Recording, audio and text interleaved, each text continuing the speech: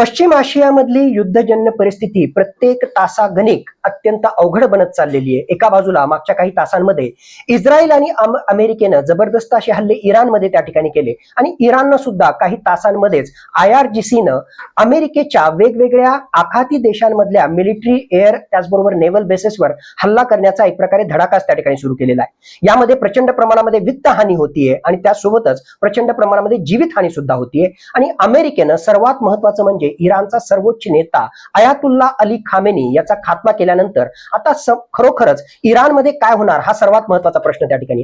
तीन वेगवेगळ्या प्रकारचे पर्याय इराणच्या जनतेसमोर उपलब्ध आहेत। सगळ्यात पहिला पर्याय म्हणजे ज्याला आपण म्हणतो धर्मसत्ताक राज्य पद्धती, म्हणजेच अयातुल्ला अली खामेनी यांचा वारसदार येणाऱ्या काळामध्ये 88 वेगवेगळ्या प्रकारचे धर्मगुरूंचं जे पॅनल ऑफ एक्सपर्ट आहे त्यांच्याद्वारे निवडला जाईल। तोपर्यंत सध्याचे इराणचे राष्ट्राध्यक्ष, इराणचे चीफ जस्टिस, त्याचबरोबर एक मौलवी, सिनियर मौलवी या तिघांच्या माध्यमातून तिथला कारभार त्या ठिकाणी चालवला जाईल।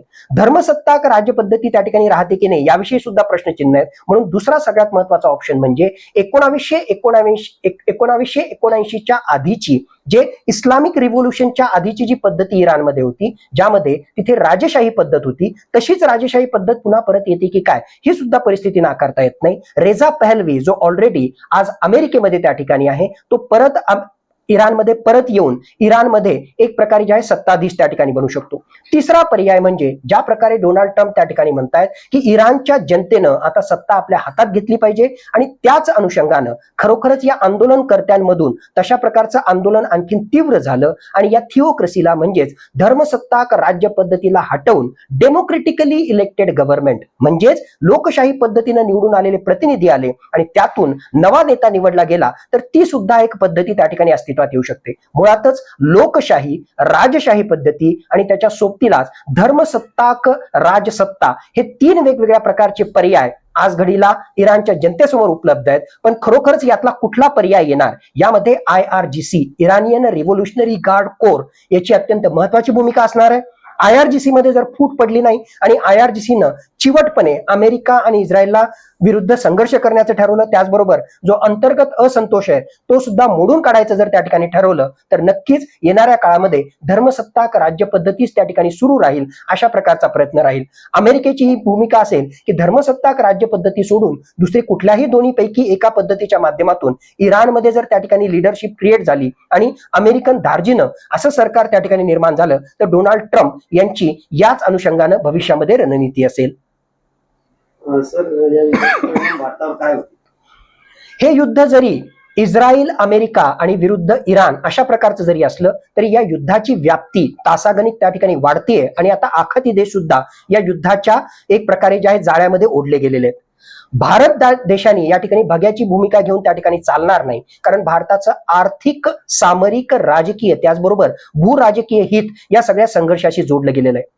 इराण सोबत त्याचबरोबर इस्रायल आणि अमेरिकेसोबत सुद्धा भारताचे जे आहेत ते सलोख्याचे संबंध आहेत आणि नेमकी हीच आपली स्ट्रेंथची पोझिशन असल्यामुळे येणाऱ्या काळामध्ये भारतानं बॅक चॅनल डिप्लोमसीच्या माध्यमातून यांच्याशी चर्चा करून हा तणाव निवळण्यासाठी विशेष प्रयत्नरत राहणं हे आवश्यक आहे। जर हे युद्ध चिघळलं तर अरब राष्ट्रांमध्ये 90 लाखाहून जास्त जे भारतीय आहेत त्यांच्या रोजगाराविषयी, त्यांच्या जीविताविषयी प्रश्न निर्माण होतील आणि भारतासाठी हे मोठे चॅलेंज असेल।